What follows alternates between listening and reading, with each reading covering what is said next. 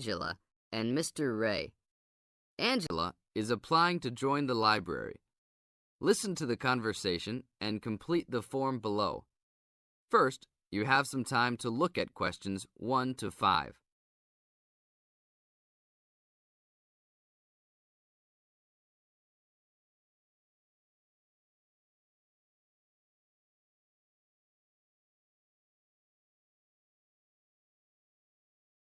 Now we shall begin. You should answer the questions as you listen, because you will never hear the recording a second time.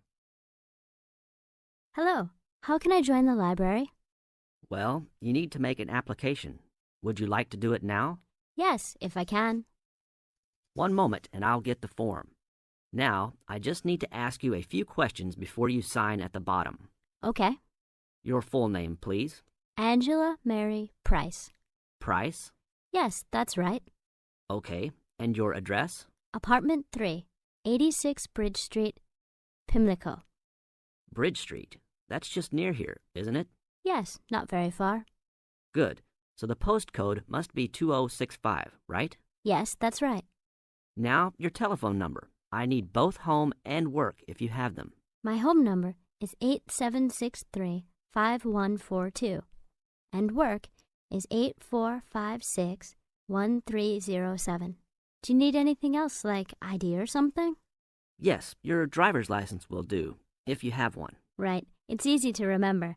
I know it by heart. 4040AC. I'm afraid I'll also need to see it. Okay, here it is. Thanks. And your date of birth, please? 24 March 1981. Okay, thanks. That's the most important part completed. But if you don't mind, I'd also like to ask you a few questions for a survey we're conducting. Yes, that's okay. Now you have some time to read questions 6 to 10.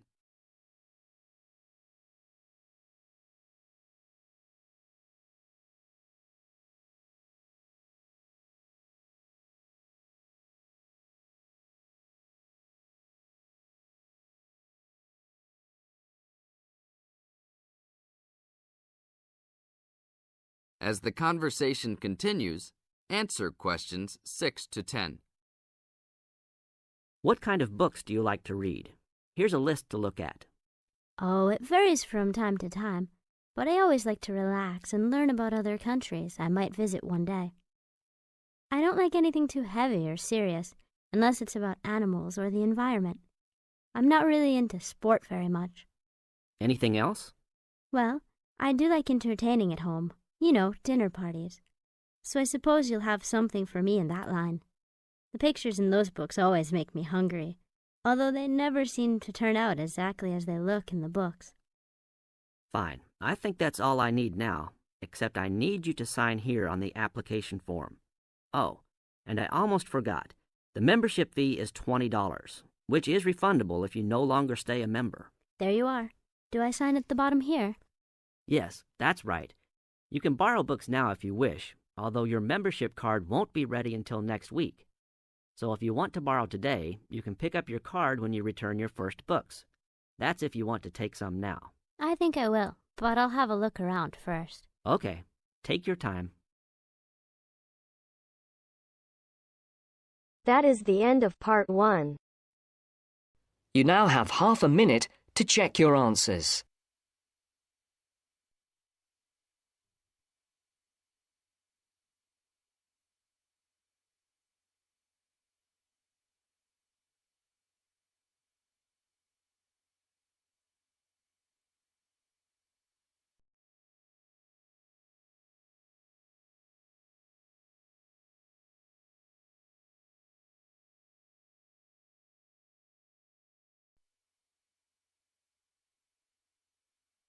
Now turns to part 2. Part 2. First, you have some time to look at questions 11 to 17.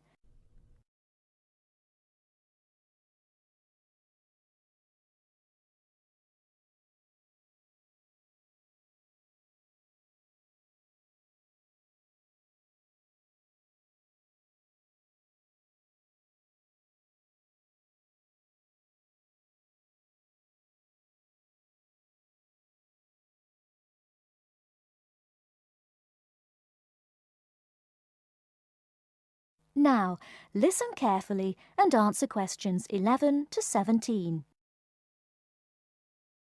Hello, and thanks everyone for coming here today. I know it's always a bit stressful going for a job interview, but it's best to be prepared. For any of you who may not know me, my name is Fiona Ogilvie, and my job is to offer guidance and support for students with special needs.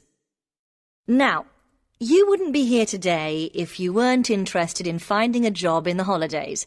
So let's get down to it and see what things you need to be looking out for. Most of you, I hope, will be applying for jobs with the companies that have been recommended by the university. The reason for this is that we here at the university already know these companies and have established good working relationships with them. I've also been to visit all of them and checked out the facilities they have to offer. You really need to make informed choices when you're looking for a job and make sure you know before you even get to the interview stage that your needs will be met. But I know that some of you are applying for jobs independently and have looked at companies outside the university recommended list. So for you, it's best to plan ahead and be aware of what it is you may need while you're working. Things that you need to check when you go for an interview are there enough toilet facilities and are these easily accessible? Also, you want to check that all the public areas inside the building are barrier-free, so you can get direct access to these public spaces whenever you need to. And ask about ramps into the building, so you know how many there are and where they are located.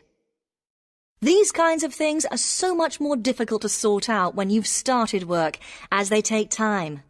But ramps are an absolute must, so please make sure you know where they are. Another thing you must make sure of is that the lifts have the correct lowered control panels. Ask if all the lifts have this facility or if it's only certain ones. Now, something I think that is often overlooked is working hours. What you want to make sure of is that you get flexi time. This basically means that your working hours are flexible and you can clock on and clock off in times that suit you. Within reason, of course. Most companies do recognise that it takes much longer for someone in a wheelchair to get on and off buses and trains. Public transport can take that much longer, so you need to be organised and prepared. And for those of you lucky enough to own a car, check how many disability parking spaces are available. Remember that it's your right to have a disabled parking space. These also need to be near enough to a wheelchair accessible entrance or ramp. OK, are there any questions before we move on?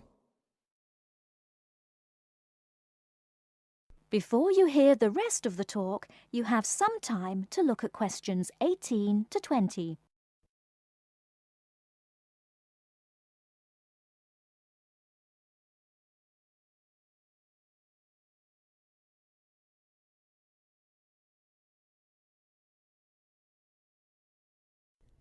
Now listen and answer questions 18 to 20.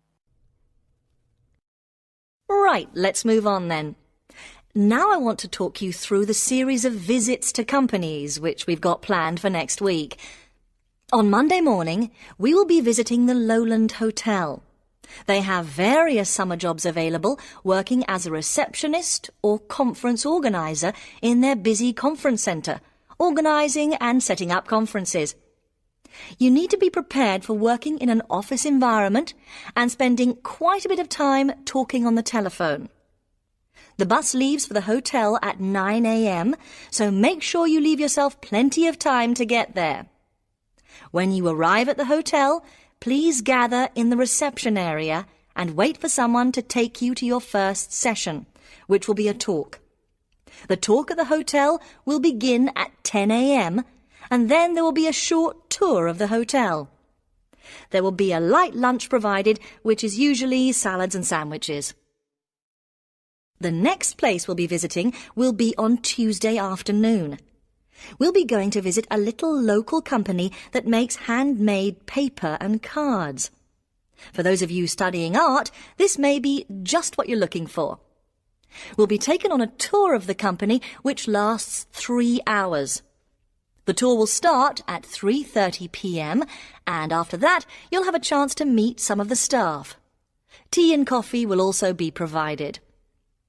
We have no trips planned for Wednesday, but on Thursday morning we'll be going to Tobago Travel Agency. This is a very popular choice amongst our students because you can get student discounts on holidays. We've booked a coach for this and it'll leave from outside the refectory at 8 a.m. You'll need to bring a packed lunch for this, so please don't forget. There is a little canteen where you can buy hot and cold food, but this is closed on Thursdays. Friday, we'll be having representatives from all the companies visiting us, so you will have a chance to ask any questions, and of course, put your name down on the list if you're interested in working for them over the summer. This event will take place in the main hall next to the library, and it'll run from 10:30 until 4. I really hope you make the most of this excellent opportunity to not only earn yourself some extra money, but also to gain experience of what it's like to work. And if you'd like to find out more, then please ask some of the students who worked last year. They're all wearing green badges and will be happy to speak to you afterwards. That is the end of part 2. You now have half a minute to check your answers.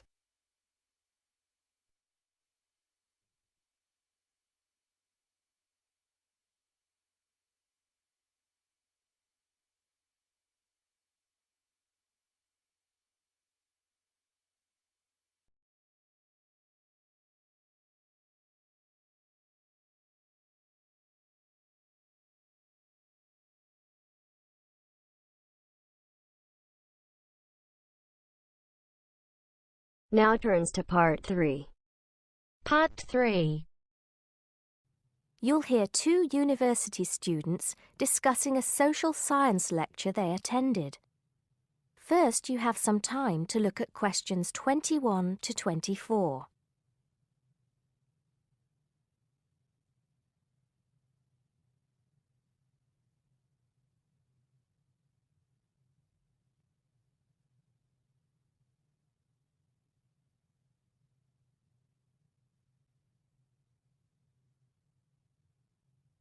Now listen carefully and answer questions 21 to 24. Did you go to the first social science lecture yesterday? Yeah.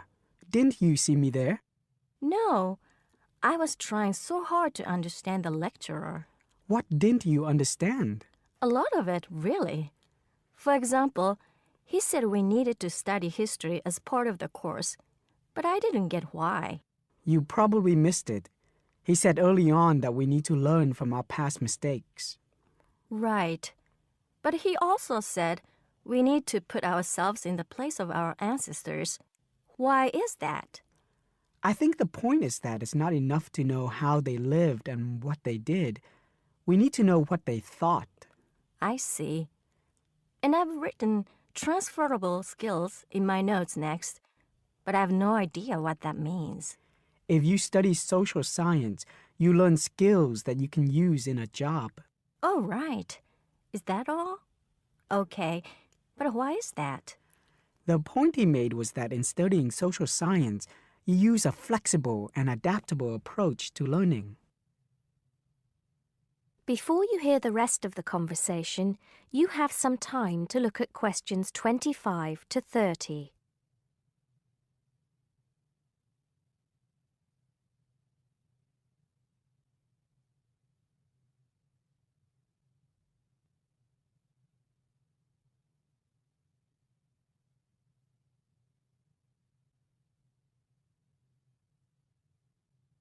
Now listen and answer questions 25 to 30. He also kept mentioning all the other subjects we will need to study as part of the course. I didn't write them all down, did you? Some of them. I think I can make sense of my notes. The first one was anthropology, which he said would cover prehistory and archaeology as well. Okay. Then there's economics. I wrote down that this was not meant to mean that we will spend all our time looking at economic theory, but more that we need to see how humans behave. That's good. I don't think I could handle economic theory. He said something about education too, didn't he? Yeah.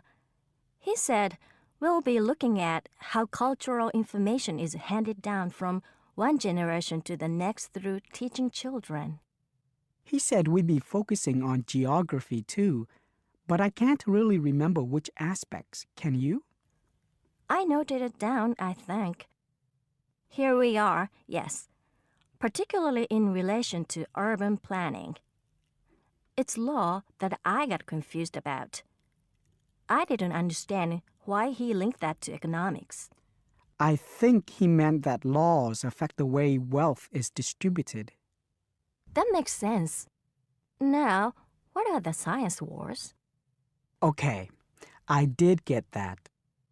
The science wars are about how social science collects information. In sociology and social work, and in social science generally, they can only study patterns of behavior and observe.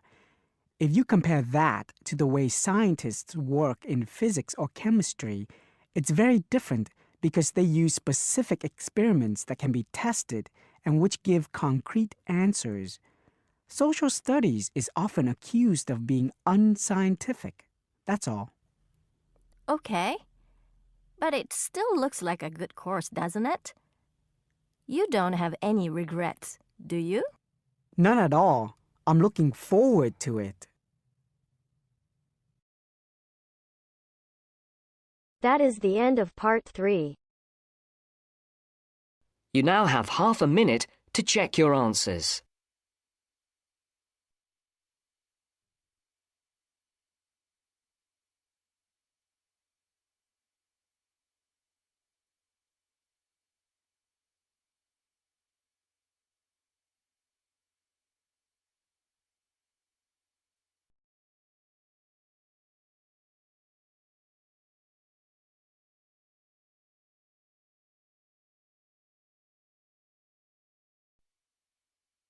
Now turns to part 4.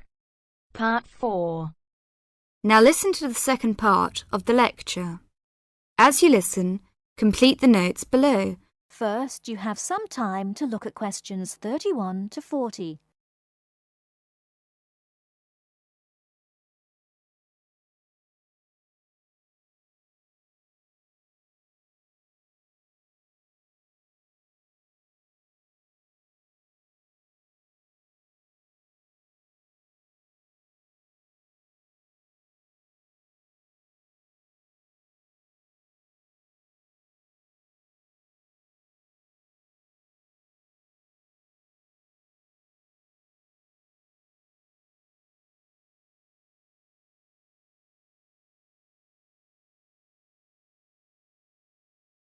Now listen carefully and answer questions 31 to 40.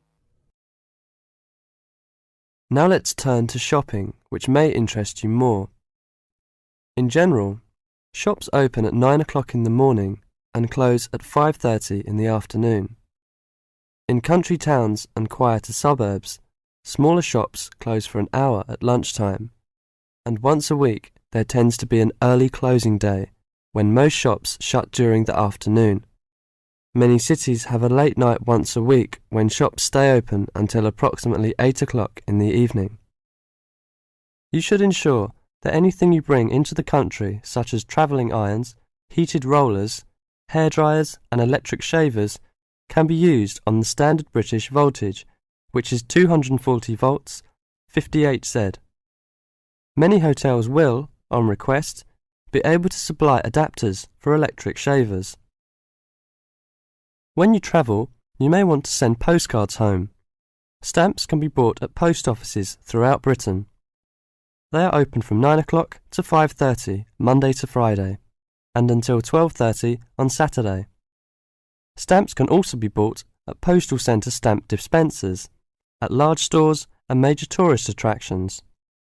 For posting letters, you don't have to go far before finding a red painted letterbox. Alternatively, use the letterboxes at post offices. You may ask how much to tip in hotels and how much it is for a taxi. There are no fixed rules on tariffs about this, and the following is intended only as a guide to customary practice. Most hotel bills include a service charge, usually 10 to 12%, but in some larger hotels, 15%. Where a service charge is not included, it is customary to divide 10 to 15% of the bill among the staff who have given good service. In restaurants, if a service charge is not included in the bill, then 10 to 15% is usually left for the waiter. For porters, we usually give 30p to 50p per suitcase. For taxis, 10 to 15% of the fare. Hairdressers, £2 according to how much work they have done, plus 50p to the assistant who washed your hair. If you drive in Britain, you should remember to drive on the left and overtake on the right. The wearing of seatbelts is compulsory for the driver and front seat passengers. Now let's talk about full details of Britain's road regulations. A copy of the Highway Code can be obtained from offices of the Automobile Association, AA, or Royal Automobile Club, RAC, at most ports of entry. These two motoring organisations can also provide plenty of helpful information to all motorists. Contact AA. Telephone is 01 854 7373, 24-hour service. RAC telephone is 0304 204 256, 24-hour service. For something more serious, telephone operators will give you the telephone number and address of a local doctor's surgery. Alternatively, you can go to the casualty department of any general hospital or, in the case of severe emergency, dial 999. 999 is free. Remember, unless you belong to a European Community country or one with which the UK has reciprocal health arrangements, you will be charged for the full cost of medical treatment in Britain, except in the case of accidents or emergencies requiring outpatients treatment only. It would therefore be wise to take out full medical insurance before leaving home. That is the end of part 4. You now have half a minute to check your answers.